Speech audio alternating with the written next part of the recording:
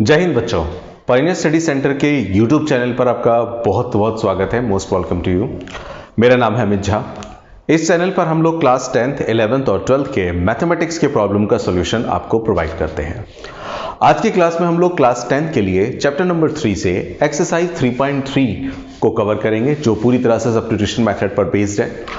हालांकि इसकी एक वीडियो इस एक्सरसाइज की पहले बन चुकी है, क्वेश्चन नंबर 1 और क्वेश्चन नंबर 2 के लिए, जिसमें आपको सब्स्टिट्यूशन मेथड का कॉन्सेप्ट कराया गया है, कैसे क्वेश्चन सॉल्व करते हैं वो बताया गया है।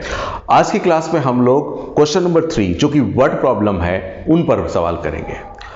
इस वीडियो को देखने से पहले अगर आप चाहें तो उस वीडियो को देख सकते हैं, उसका लिंक आपको इस वीडियो के डिस्क्रिप्शन बॉक्स में मिल जाएगा। आज की क्लास में हम लोग वर्ड प्रॉब्लम को समझेंगे कि वर्ड प्रॉब्लम को कैसे सिंप्लीफाई करते हैं, कैसे सॉल्व करते हैं। अगर आप इस चैनल पर पहली बार आए हैं और आपने अभी तक इस चैनल को सब्सक्राइब नहीं किया है तो प्लीज सब्सक्राइब कीजिए, ताकि और भी फर्दर वीडियोस आपको फ्यूचर में मिलते रहे। उसके लिए आप बेल आइकन को जरूर ऑन रखिए, नोटिफिकेशन ऑन करके रखिए। तो चलिए शुरू करते हैं। Let's start now. वीडियो पसंद आने पर लाइक जरूर कीजिएगा। शुरू करते हैं।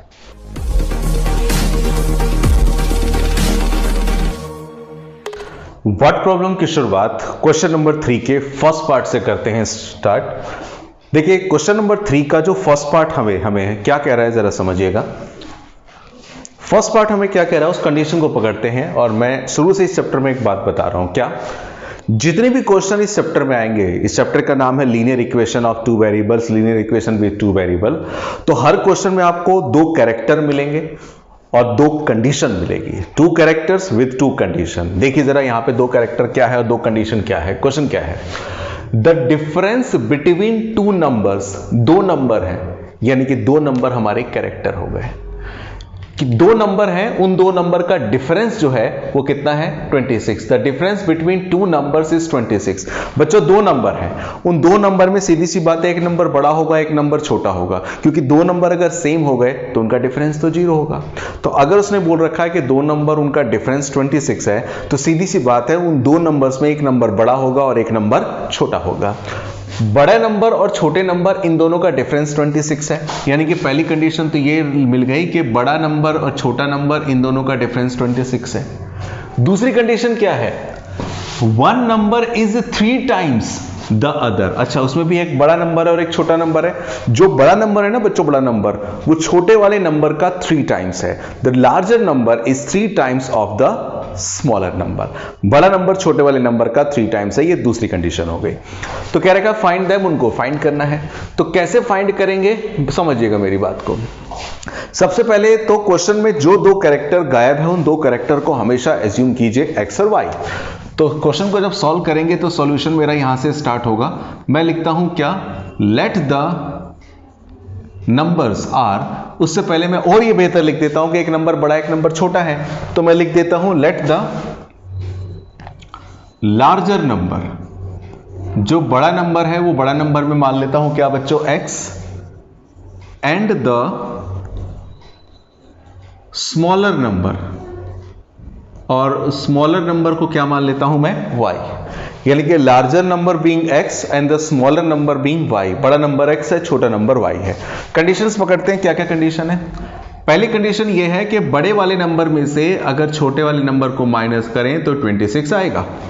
बड़ा नंबर मेरा क्या है, x, छोटा नंबर क्या है, y।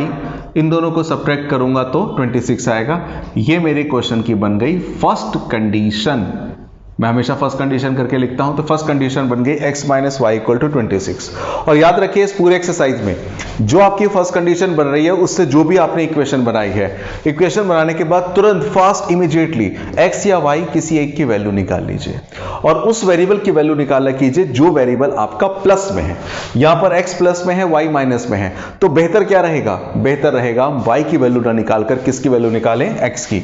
तो x की वैल्यू क्या होगी, 26 माइनस का y, इधर आके क्या हो जाएगा, प्लस का y। ये हमने x की वैल्यू निकाल ली। x की वैल्यू हमारे पास आ गई है क्या भला, 26 प्लस y। ये तो हमारी हो गई बच्चों कौन सी इक्वेशन, फर्स्ट इक्वेशन।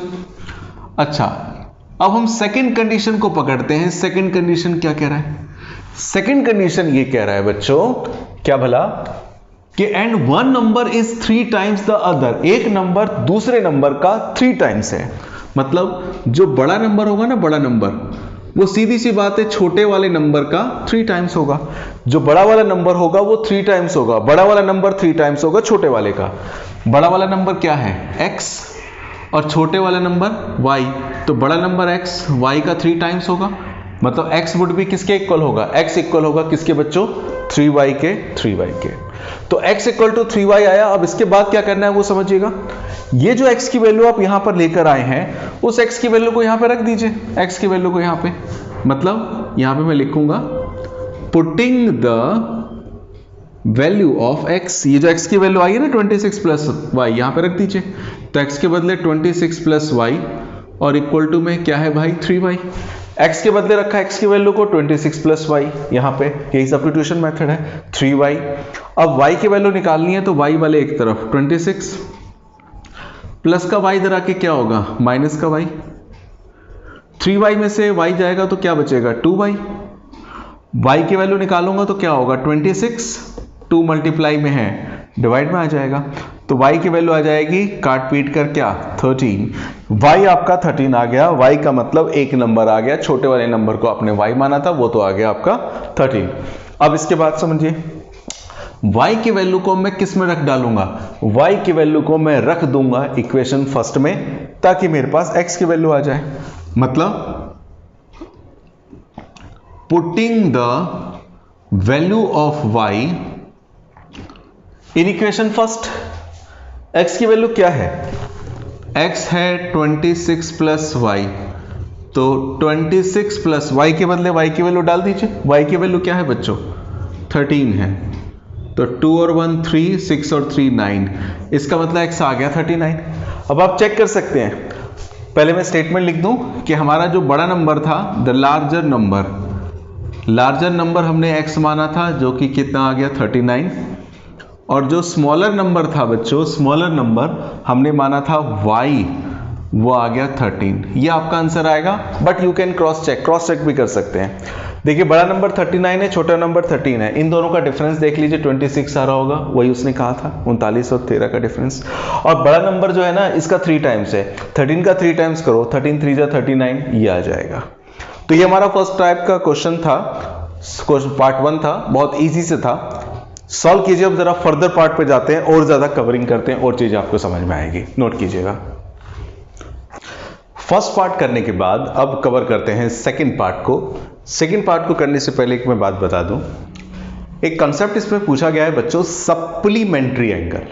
देखिए सप्लीमेंट्री एंगल क्या होता है, ऐसे दो एंगल जिनका सम 180 डिग्री हो, ऐसे दो एंगल जिनका सम 180 डिग्री हो, उन दोनों एंगल को सप्लीमेंट्री एंगल बोलेंगे। जैसे 100 और 80 दोनों का सम 180 है तो बोथ आर सप्लीमेंट्री।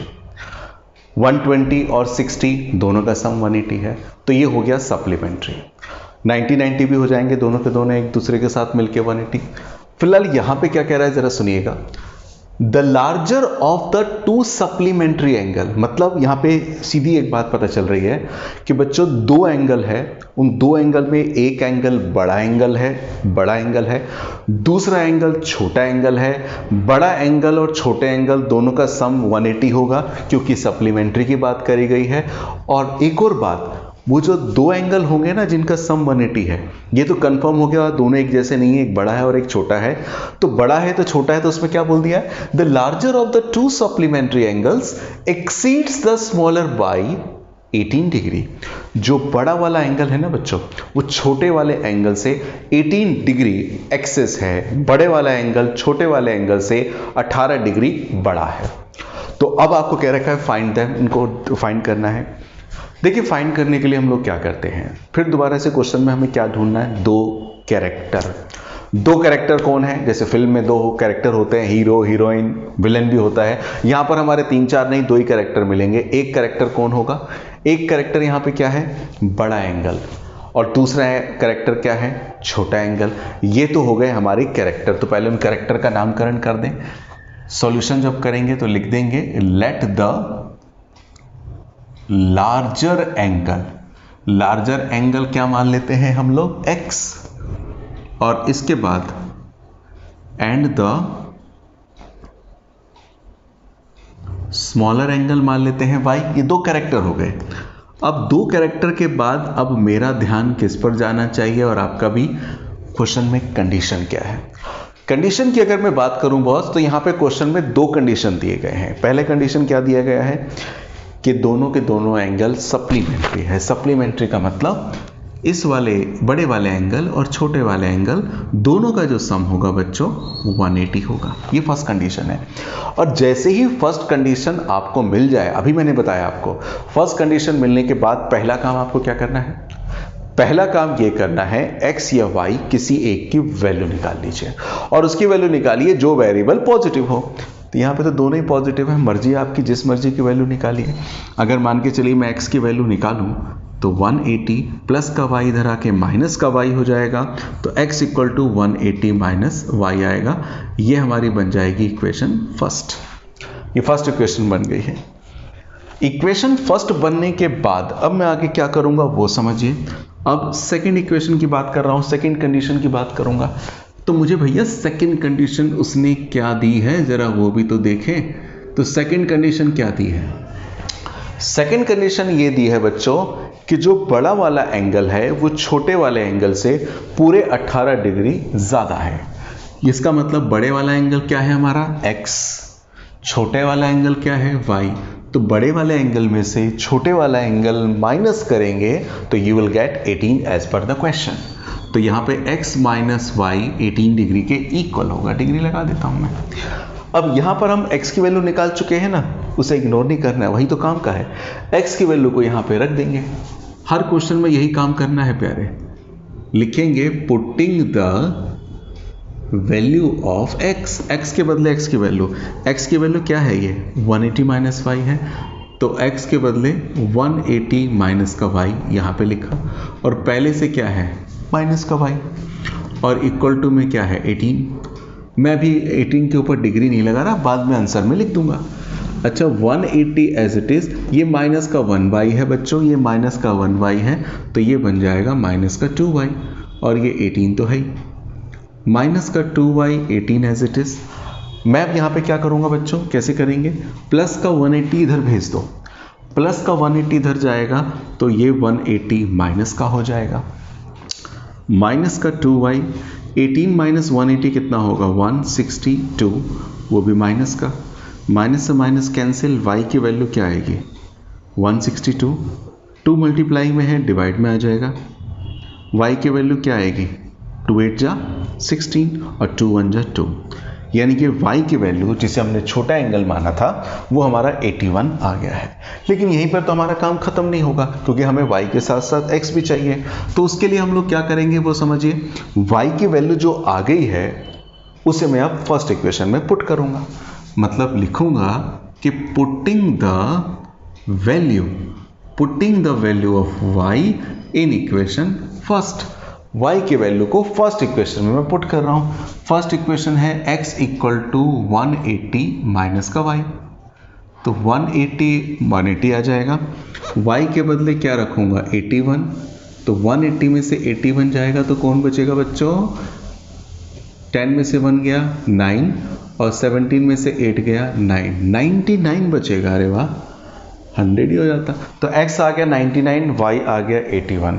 तो बस लास्ट में लिख देंगे सो द लार्जर एंगल, हमारा जो लार्जर एंगल है वो 99 है और साथ ही साथ में जो स्मॉलर एंगल है, स्मॉलर एंगल को मैंने बच्चों क्या माना था y माना था और y कितना है 81। तो यहाँ पे भी डिग्री, यहाँ पे भी डिग्री बता दीजिए क्योंकि एंगल निकाल रहे हैं। तो बड़ा एंगल आपका 99 है, छोटा एंगल 81 है। चेक कर लीजिए, दोनों का सम करेंगे 180 आएगा और इन दोनों के बीच का डिफरेंस 18 ही आ रहा है। ये हमारा एक्यूरेट आंसर है।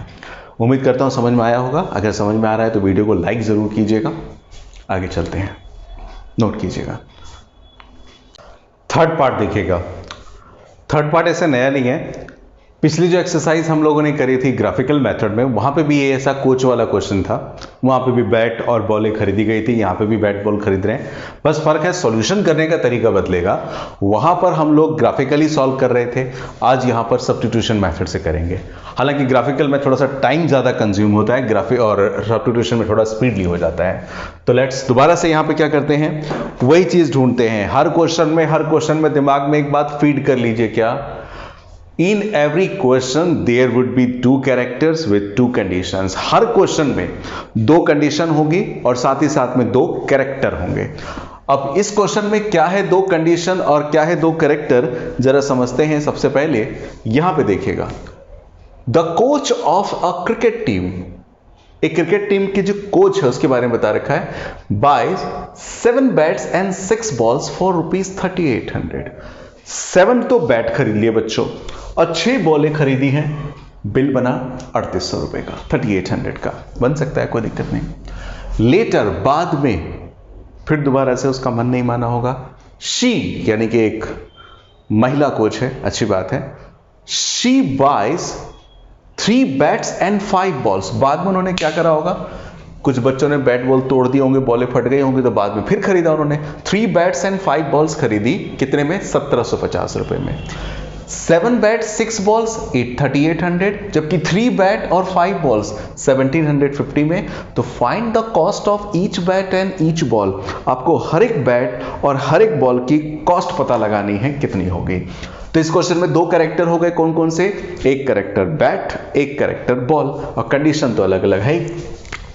तो भैया कैरेक्टर पता चल जाए तो समझ लो सवाल आधा सॉल्व हो जाएगा, कंडीशन सॉल्व पता चल गई तो पूरा ही सॉल्व हो गया। तो मैं सबसे पहले लिखता हूं, let the cost of each bat, हर एक बैट की कॉस्ट कितनी होगी, ₹X, and the cost of each ball, ball कितने की होगी, ₹Y। बैट को मैंने मान लिया X का, बॉल को मान लिया मैंने Y का। अब इसके बाद कंडीशंस पकड़ते हैं। फर्स्ट कंडीशन, पहली कंडीशन में अगर देखें तो आपने 7 तो बैट खरीदे हैं और 6 बॉल खरीदी हैं। एक बैट आपका X का है और एक बॉल आपकी बच्चों Y की है। तो एक बैट अगर X का है, एक बैट X का है, तो 7 बैट्स कितने के हो जाएंगे, 7X। प्लस में बॉल भी तो खरीदी है, एक बॉल Y का है तो 6 बॉल कितने की होगी, 6Y की, और टोटल बिल कितने का फटेगा, 3800 रुपए का। टोटल पर्ची जो कटेगी, टोटल बिल जो आएगा वो 3800 रुपए का आएगा, ऐसा उसने कहा है। और दिमाग में एक बात याद रखिए, क्या बोला था, जैसे ही आप फर्स्ट इक्वेशन बनाए, फर्स्ट कंडीशन को सॉल्व करें, तुरंत आप यहां पे X या Y किसी एक की वैल्यू निकाल लीजिए। X या Y किसी एक की वैल्यू निकाल ही लीजिए, मर्जी आपकी, जिस मर्जी की वैल्यू निकालिए।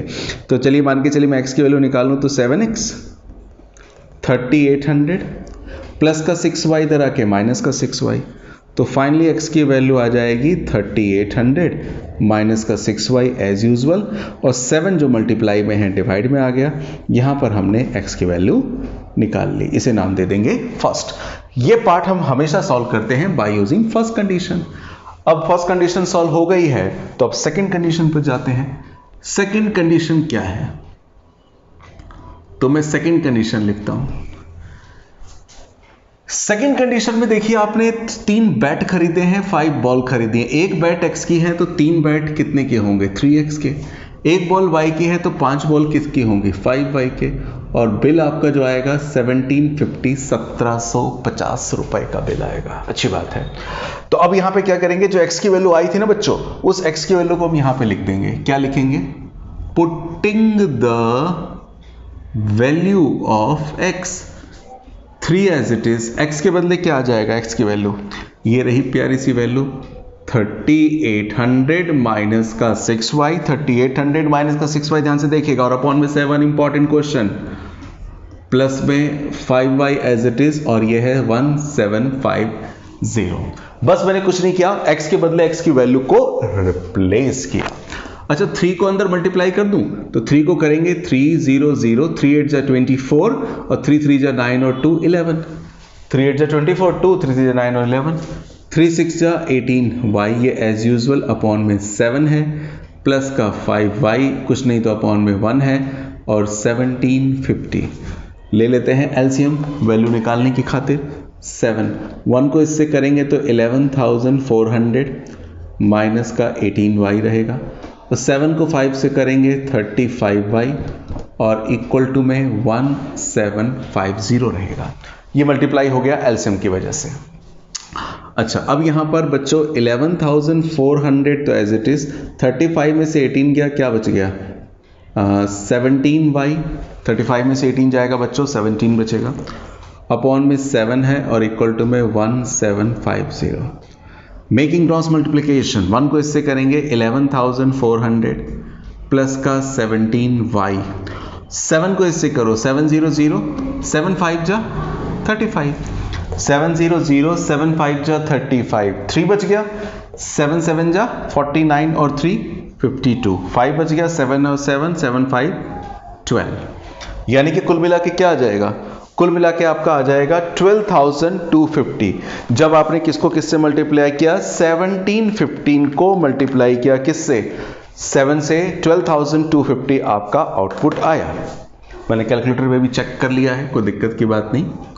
अच्छा, अब हमें y की वैल्यू निकालनी है, तो हम लोग क्या करेंगे बच्चों, 17y एज इट इज, ये 12,250 भी एज इट इज, प्लस का 11,400 उधर जाके माइनस का 11,400 हो जाएगा, हो जाएगा। शायद फ्रेम से बाहर आ रहा है, थोड़ा सा मैं इधर भेज दूं तो थोड़ा सा ठीक रहेगा, नहीं तो दिक्कत आ जाएगी देखने में। हाँ जी, अब यहाँ पे क्या करूँगा, 17y एज इट इज। अब यहाँ पे मैं क्या करूँगा, 12,250 में से बच्चों 11,400 को माइनस कर दूंगा, तो ये बचेगा 850। y की वैल्यू क्या आ जाएगी, 850, 17 मल्टीप्लाई में है डिवाइड में, y की वैल्यू 17 पंचे 85, 17 5 जा 85, तो y आपका कुल मिला के 50 आ गया। अभी y आ गया, खुश होने की जरूरत नहीं है, अभी लड़ाई जारी है। फर्स्ट इक्वेशन में हम लोग y की वैल्यू को सब्स्टिट्यूट करेंगे, जैसे मैं यहाँ पे लिख दूंगा, putting the value of y in first क्या है बच्चों, थोड़ा सा शॉर्टकट में करेंगे, 3800 माइनस का 6y अपॉन में कौन है 7, ये है ना, 3800 माइनस 6y अपॉन में क्या है 7। अब इसके बाद क्या होगा वो समझते हैं, 3800 माइनस 6, y के बदले y की वैल्यू 50 अपॉन में 7। क्या करूंगा अगर करेंगे तो 3800, 6 5 जा 300 अपॉन में 7, 3800 में से 3 जाएगा, पता है क्या आएगा, कोई बताए, 3500 अपॉन में 7। सही है भाई, ये भी 5 की रेंज में आ गया, 7 5 जा, ये तो 500 आ गया भाई। x आपका आ गया 500, y है 50, सही है। तो इसका मतलब ये है कि कॉस्ट ऑफ ईच बैट, एक बैट की कॉस्ट आपने x मानी थी जो कि कितनी आ गई 500। अच्छा, कॉस्ट ऑफ ईच बॉल, एक बॉल की कॉस्ट आपने क्या मानी थी y, वो 50 आ गई। तो बल्ला आपका 500 रुपए का है और गेंद जो है, बॉल जो है वो 50 रुपए की है। इस तरह के क्वेश्चन पूछे जाते हैं और इसी में क्वेश्चन में बच्चे अक्सर एरर भी करते हैं, आपको नहीं करना है, नोट करना है। आगे चलते हैं, क्वेश्चन नंबर 3 का फोर्थ पार्ट जरा समझते हैं। ये थोड़ा सा स्पेशल है, first part, second part, third part ठीक ठाक थे, खास नहीं थे, मैं खास नहीं बोलूंगा उसको, लेकिन ये पार्ट अपने आप में थोड़ा सा खास है। खास कैसे, जरा समझिएगा। क्वेश्चन क्या कह रहा है, वो कहना क्या चाह रहा है, पहले वो हमें समझना जरूरी है। क्वेश्चन कह रहा है बच्चों, क्या भला, जरा देखिएगा। क्या रखा है, the taxi charges in a city consist of a fixed charge together with the charge for the distance covered. पहले इस कंडीशन को समझिए, मैंने थोड़ा सा अलग करके लिखा है इसलिए। कोई शहर है, उस शहर में अगर आप टैक्सी में कहीं जाते हैं, सफर करते हैं, तो टैक्सी वाला जब आपसे बिल लेगा तो दो चीजें उसमें इंक्लूड होगी, एक होगा फिक्स चार्ज और प्लस में जितने डिस्टेंस आप कवर करेंगे उसका अलग चार्ज। मतलब आप टैक्सी में बैठे, मान के चलिए टैक्सी में बैठे और टैक्सी का भाड़ा है फिक्स 50 रुपए, तो आप अगर टैक्सी में बैठ के अगर निकल भी गए ना, समझ लीजिए, तो 50 रुपए तो आपसे लेगा ही लेगा वो, और प्लस में पर किलोमीटर का डिस्टेंस का वो अलग चार्ज करता है। फॉर एग्जांपल मान के चलिए फिक्स चार्ज टैक्सी वाला ले रहा है 50 रुपए और हर किलोमीटर के लिए 10 रुपए ले रहा है, और आप टैक्सी में बैठ के 4 किलोमीटर गए, तो आपको क्या होगा, 4 किलोमीटर के लिए जैसे टैक्सी में बैठे 50 रुपए तो फिक्स चार्ज वो लेगा, प्लस में जितने किलोमीटर चले, मान के चलो 10 रुपए ले रहा है, तो 4 किलोमीटर के लिए 40, यानी कि फिक्स चार्ज आपका टोटल जो किराया बनेगा वो कितना बनेगा, 90 रुपीज। ये मैंने अपनी तरफ से बताया। जो ये कहना चाह रहा है। जैसे आपने देखा होगा अपने शहर में अगर आप टैक्सी लेते हैं या ऑटो लेते हैं, अगर मीटर से चलते हैं, तो जैसे ही आप कहते हैं ना मीटर से चलने के लिए, तो जल्दी से ऑटो वाले मीटर से चलते नहीं है। लेकिन फिर भी अगर मान के चलो कोई ईमानदार है, मीटर से चलने को तैयार हो गया, तो अगर जैसे आप बैठेंगे वो मीटर को ऑन करेगा। जैसे ही मीटर को ऑन करेगा 19 या 20 या शायद 21 रुपए के आसपास, मुझे तेरा ध्यान नहीं है लेकिन ये ध्यान है, इसी के आसपास एक फिगर होती है, 19 से 25 रुपए के आसपास जैसे ही ऑन करेगा वो 20 या 21 रुपए पहले से ही उसमें आ जाएगा। अब इसके बाद जब वो ऑटो चलेगा, जितने किलोमीटर चलेगा उसका आपसे अलग वो बिल बढ़ता रहेगा बढ़ता रहेगा बढ़ता रहेगा। मतलब वो 21 रुपए तो शुरू में उसने ले ही लिए, फिक्स है वो, अब प्लस में जितने किलोमीटर आप जाएंगे उसका चार्ज आपसे अलग से लेगा। तो यही हाल इस शहर की टैक्सी का है कि टैक्सी चार्जेज इन ए सिटी कंसिस्ट फिक्स चार्ज, एक तो फिक्स चार्ज लेती है, साथ ही में with the charge for the distance covered, एक तो फिक्स चार्ज आपसे लिया जाएगा और जितने किलोमीटर आप चलेंगे, जितना डिस्टेंस कवर करेंगे उसके लिए अलग चार्ज लिया जाएगा। ये दो कैरेक्टर हो गए, हर क्वेश्चन में दो कैरेक्टर होते हैं। पहला कैरेक्टर यहां पे क्या है, फिक्स चार्ज। फर्स्ट कैरेक्टर आपका है कौन सा, फिक्स चार्ज, और सेकंड कैरेक्टर क्या है, चार्ज फॉर ईच किलोमीटर। हालांकि वो यहां से भी पता चल जाएगा। पहले क्वेश्चन को पढ़ते हैं। क्वेश्चन क्या कह रहा है जरा सुनिएगा। क्वेश्चन कह रहा है for distance of 10 kilometre, condition 1, आप 10 किलोमीटर गए बच्चों, 10 किलोमीटर के लिए the charges paid is ₹105। 10 kilometre आप गए तो 10 किलोमीटर के लिए बिल पता है कितना आया, 10 किलोमीटर का चार्ज किराया भाड़ा लगा 105 रुपए। और for a journey of 15 kilometre, जब 15 किलोमीटर गए तो चार्जेस पेड इज 155। 15 किलोमीटर के लिए भाड़ा कितना आया है, 155 रुपए। What are the fix charge, what are the fix charge, first character fix charge बताइए, एंड चार्जेस पर किलोमीटर, और पर किलोमीटर का चार्ज बताना है। दो चीजें, फिक्स चार्ज कितना है ये बताइए, पर किलोमीटर चार्ज क्या है ये बताइए। इसके बाद क्या पूछ लिया उसने, how much charge for 25 kilometre, भाई 10 किलोमीटर के लिए इतना, 15 किलोमीटर के लिए इतना। अब मान के चलो मेरा मन हुआ 25 किलोमीटर जाऊं या आपका मन हुआ 25 किलोमीटर जाऊं, तो 25 किलोमीटर जाने के लिए कितना काटे जाएगा, कितना भाड़ा लगेगा, कितना खर्चा आएगा, ये आपको क्वेश्चन में बताना है। तो क्वेश्चन को करते हैं सॉल्व। देखिएगा जरा मेरे साथ, फटाफट करते हैं। मैं इस बार यहीं से लिखता हूं, सबसे पहले लिखता हूं लेट द, यहां से शुरू कर देता हूं, वहां पे सॉल्यूशन कर दूंगा। देखिएगा सबसे पहले लेट द फिक्स चार्ज, भाई फिक्स चार्ज अपना कितना है, तो फिक्स चार्ज हम मान लेते हैं ₹X, और इसके बाद and charge for each kilometre, हर एक किलोमीटर का भाड़ा कितना ले लेते हैं Y, यानी कि 1 किलोमीटर लगेगा गए तो Y लगेगा, 2 किलोमीटर लगेगा गए तो 2Y, 4 किलोमीटर गए तो 4Y, 10 किलोमीटर गए तो 10Y। अब क्वेश्चन में क्या दे रखा हमें, फर्स्ट कंडीशन, उसको पकड़ते हैं।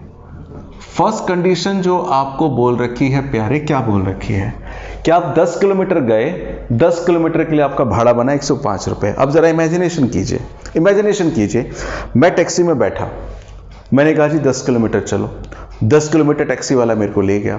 10 किलोमीटर पहुंचाने के बाद मैंने कहा जी कितना बिल बना, तो उसने मीटर में देख के बताया जी बिल बना 105 रुपए। मैंने कहा कैसे, तो उसने बोला होगा क्या, उसने क्या बोला, भैया एक तो फिक्स चार्ज है तुम्हें देना पड़ेगा कितना X, और प्लस में हर किलोमीटर के लिए Y, 10 किलोमीटर गए तो देना पड़ेगा 10Y, टोटल बिल बन गया 105 रुपए। मतलब टोटल बिल जो 105 बना है वो कैसे बनेगा, एक तो जैसी टैक्सी में बैठूंगा X रुपए जो फिक्स चार्ज है मुझे देना ही पड़ेगा, प्लस में हर किलोमीटर के लिए Y, और मैं 10 किलोमीटर के लिए गया हूं तो 10 किलोमीटर के लिए आई हैव टू पे 10Y, मुझे 10Y देना पड़ेगा। तो X प्लस में 10Y फिक्स चार्ज प्लस में डिस्टेंस कवर का चार्ज, टोटल हो गया 105। और मैंने आपको क्या बताया बच्चों, जैसे ही फर्स्ट कंडीशन को आप सिंप्लीफाई कर रहे हो वहां पर पहले आप X या Y की वैल्यू निकाल लीजिए। X की वैल्यू निकालूंगा तो 105 प्लस का 10Y इधर आके माइनस का 10Y, ये आ जाएगी इक्वेशन फर्स्ट। इसके बाद सेकंड कंडीशन को पकड़ते हैं। सेकंड कंडीशन क्या कह रहा है वो, अगर मैं सेकंड कंडीशन की बात करूं प्यारे बच्चों, तो सेकंड कंडीशन क्या है, सेकंड कंडीशन में ये बंदा 15 किलोमीटर गया है और चार्ज वो कितना पे कर रहा है 155, यानी कि आप बैठे टैक्सी में 15 किलोमीटर का सफर किया, 15 किलोमीटर सफर करने के बाद बिल आ गया 155। 155 कैसे बना होगा, एक फिक्स चार्ज तो वो लेगा ही लेगा X, प्लस में हर किलोमीटर के लिए Y, और आपने कितने का डिस्टेंस कवर किया है 15 किलोमीटर का, तो 1 किलोमीटर के लिए Y, तो 15 किलोमीटर के लिए क्या होगा 15Y। तो अब यहां पर मैं क्या करता हूं, X की वैल्यू को यहां पे पुट कर देता हूं, लिखता हूं क्या कि putting the value of x, x की वैल्यू को पुट कर दीजिए। x की वैल्यू क्या है अपने पास 105 माइनस का 10y, x के बदले आपने लिख दिया 105 माइनस का 10y और प्लस में क्या है 15y और दैट वुड बी 155। तो 105 एज यूजुअल और 15y minus 10y becomes 5y equals to 155। 5y ऐसे रहने दीजिए 155 प्लस का 105 इधर आके माइनस का 105 हो जाना है। 5y 155 में से 105 गया तो कितना बचेगा 50। y की वैल्यू क्या आएगी 50/5 दैट वुड बी 10, यानी कि y आपका 10 आ गया। y क्या था पर किलोमीटर के लिए जो चार्ज लेगा वो कितना लेगा that would be ₹10 for each kilometre. अच्छा अभी अपने को x भी फाइंड करना है और उसके साथ और कुछ भी फाइंड करना है, देखते हैं जरा क्या होता है। y के वैल्यू को इक्वेशन फर्स्ट में लिख देते हैं, डाल देते हैं, लिखते हैं putting the value of y in first. y के वैल्यू को मैं फर्स्ट में डाल देता हूं। फर्स्ट इक्वेशन क्या है आपकी x किसके इक्वल है 105 माइनस का 10y है, ये रहा, वही मैं लिखूंगा। तो x 105 माइनस 10, y के बदले धर दो y की वैल्यू कितनी पा रही है 10, तो x आएगा 105 माइनस का 100, तो x आ गया 5, x 5 आ गया भाई, बहुत अच्छी बात है। तो इसका मतलब पहले नंबर पर उसने क्या पूछा, एक तो पूछा है फिक्स चार्ज, तो फिक्स चार्ज हमने निकाल लिया जो कि कितना है ₹5। अच्छा इसके बाद उसने पूछा था चार्ज फॉर ईच किलोमीटर, हर एक किलोमीटर का चार्ज कितना हमने y माना था, तो y कितना है ₹10। साथ ही साथ में उसने क्या पूछा कि अगर कोई बंदा how much charge for 25 kilometre, यानी कि अब आपको पता लगाना है क्या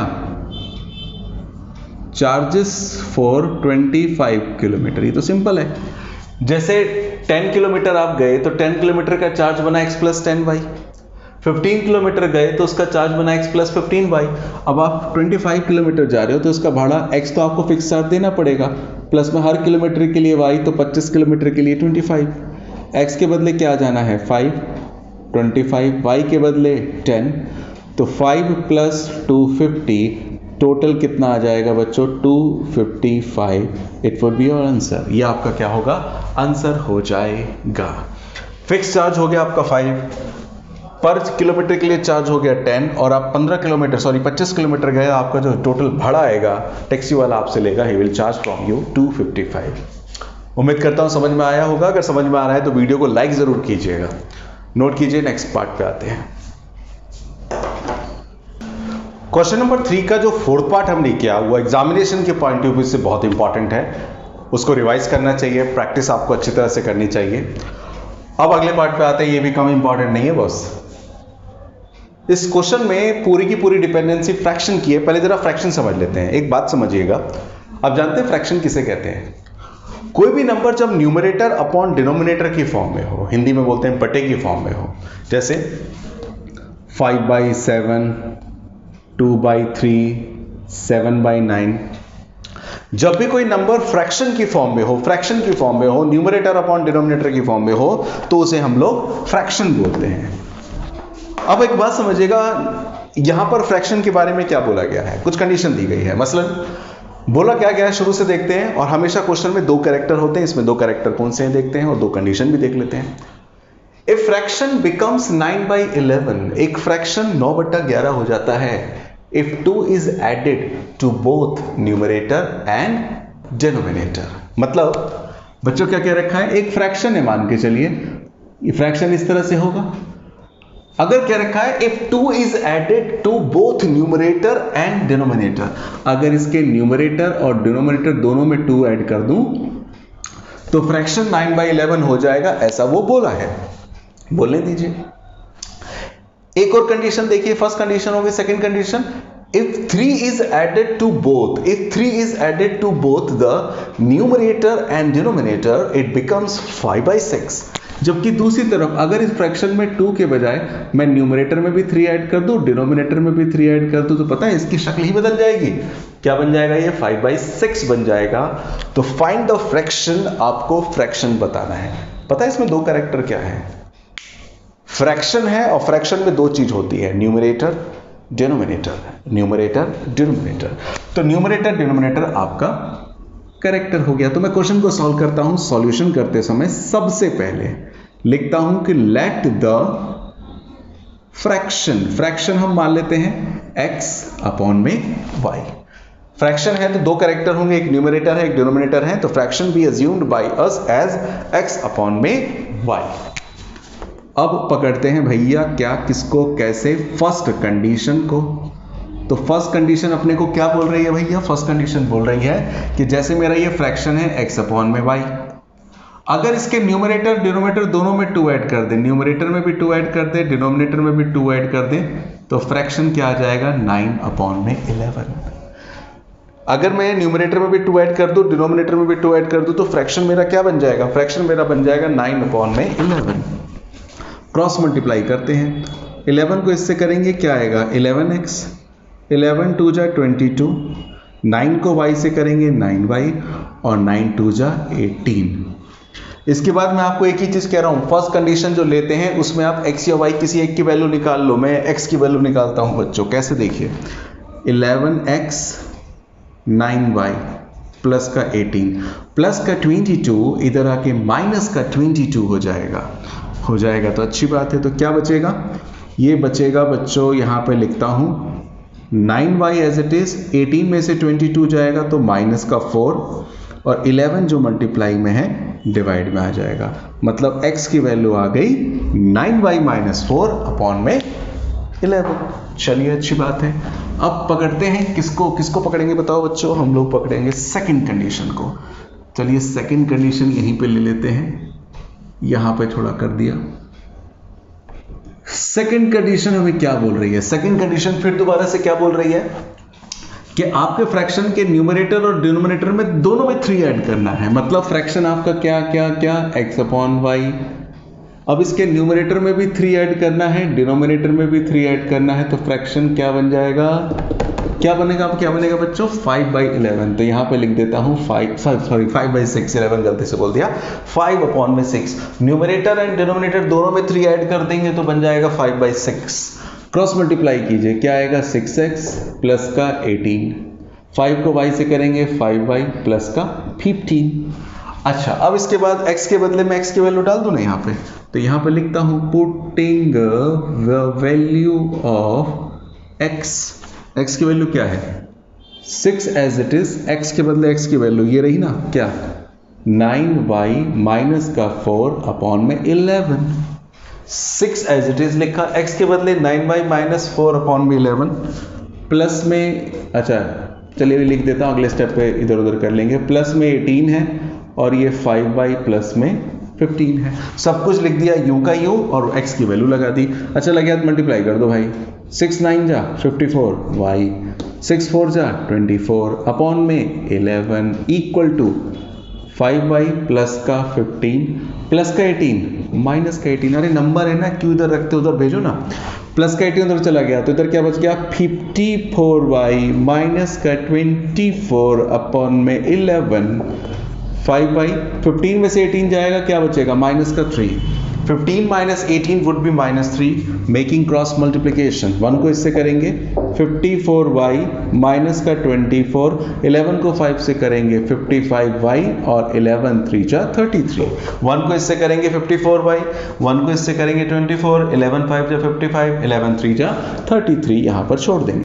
इसके बाद हम लोग y वाले एक तरफ कर लेते हैं, 54y प्लस का 55 इधर आके माइनस का 55, माइनस का 33 एज इट इज और माइनस का 24 इधर आके हो गया बच्चों प्लस का 24। अच्छा 54 माइनस 55 तो होगा नहीं, 55 में से 54 जाएगा, y बचेगा वो भी माइनस का 1y, और 33 में से 4 जाएगा तो क्या बचेगा 9 बचेगा, वो भी माइनस का क्योंकि 33 बड़ा है, माइनस से माइनस कट्टिस, y इक्वल टू 9 25। y आ गया तो खुशी की बात, y की वैल्यू को फर्स्ट इक्वेशन में डाल दूंगा, मतलब क्या लिखूंगा putting the value of y in equation first. First equation क्या है प्यारे, फर्स्ट इक्वेशन तो हमारी ये है 9y माइनस 4 अपॉन में 11। तो x is it is 9, y के बदले 9 माइनस 4, 9 9 जा 81 माइनस 4 अपॉन में 11, 81 में से 4 जाएगा 77, और 77 को 11 से डिवाइड करेंगे तो क्या आ जाएगा 7। तो x आपका आ गया 7, y आपका 9 है। बस लास्ट में हमें फ्रैक्शन लिखना है, तो हम लिख देंगे सो द फ्रैक्शन हमारा x अपॉन y था, तो x आ गया 7, y आ गया 9। ये हमारा फाइनल आंसर हो गया। नोट कीजिएगा। इसके बाद लास्ट पार्ट करते हैं। अब करते हैं इस एक्सरसाइज का लास्ट क्वेश्चन जो कि पूरी तरह से डिपेंड है एज प्रॉब्लम पर। और हर क्वेश्चन को करने से पहले शुरुआत में मैं एक ही चीज बोल रहा हूं, क्या बोला? 2 कैरेक्टर हैं, 2 कैरेक्टर 2 कंडीशन, 2 कैरेक्टर 2 कंडीशन। अब यहां पे 2 कैरेक्टर कौन से हैं और 2 कंडीशन कौन से हैं, पकड़ते हैं। क्वेश्चन कह रहा है बच्चों 5 years hence का मतलब बाद में, आज से 5 साल बाद। 5 years hence, आज से 5 साल बाद, the age of Jacob will be 3 times that of his son. आज से 5 साल बाद जैकब की एज अपने सन की एज का 3 टाइम्स होगी।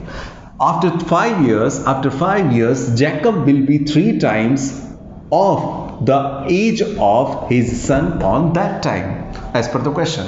ये हमारी फर्स्ट कंडीशन बन गई और कैरेक्टर 2, एक जैकब और उसका बेटा है, उसका बेटवा है।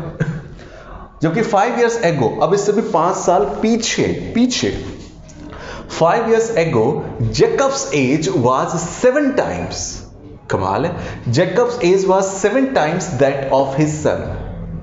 भाई 5 साल बाद तो उसकी एज 3 टाइम्स हो रही है, 5 साल बाद उसकी एज 3 टाइम्स हो रही है, जबकि 5 साल पहले उसकी एज क्या थी? 7 टाइम्स थी। What are their present ages? तो कैरेक्टर पकड़ो। यहां पे कैरेक्टर कौन कौन है? यहां पे 2 कैरेक्टर है, एक कैरेक्टर जैकब है और दूसरा उसका सन है। तो क्वेश्चन को सॉल्यूशन करेंगे तो सॉल्यूशन करते समय लिखेंगे let the present age of Jacob. भाई जैकब की प्रेजेंट एज कितनी है? तो जैकब की प्रेजेंट एज x ईयर्स है। इसके बाद and the present age of उसका सन, यानी कि उसके बिटवा की क्या एज होगी? तो उसके बिटवा की एज मान लेते हैं y ईयर्स। क्वेश्चन में फर्स्ट कंडीशन पकड़ते हैं, क्या कह रहा है? फर्स्ट कंडीशन देखिए जरा भैया। फर्स्ट कंडीशन में किसकी बात हो रही है? आफ्टर 5 years, 5 साल बाद की बात हो रही है। तो 5 साल बाद की क्या बात होगी? 5 years hence, आज से 5 साल बाद। एक बात बताओ, जैकब अगर आज x का है तो 5 साल बाद कितने का होगा? 5 ऐड कर दीजिए। और उसका बेटा आज y का है तो 5 साल बाद बिटवा कितने का होगा? उसमें भी 5 ऐड कर दीजिए। भाई 5 साल बाद की एज निकालने के लिए मुझे आज की एज में 5 ऐड करना पड़ेगा, तभी तो 5 साल बाद की एज मिलेगी। तो यहां पे क्या बोल रखा है? 5 years hence the age of Jacob will be 3 times that of his son। 5 साल बाद जो जैकब की एज है वो अपने सन की एज का 3 टाइम्स है, यानी कि सन की एज का 3 टाइम्स, सन की एज का 3 टाइम्स करेंगे तो फादर की एज, जैकब की एज आएगी। अच्छा, x प्लस 5, 3 को मल्टीप्लाई करेंगे 3y प्लस में 15, यहाँ पे x की वैल्यू निकाल लीजिए, 3y प्लस 15, प्लस का 5 इधर आके माइनस का 5 होगा, और यहाँ पे मैं x की वैल्यू निकालूंगा तो 3y, 15 में से 5 जाएगा तो क्या बच गया? 10। ये हमारी बन जाएगी फर्स्ट कंडीशन से फर्स्ट इक्वेशन। ये तो हमने फर्स्ट इक्वेशन को पकड़ा। अब बात करते हैं सेकंड कंडीशन किसकी बात कर रहा है?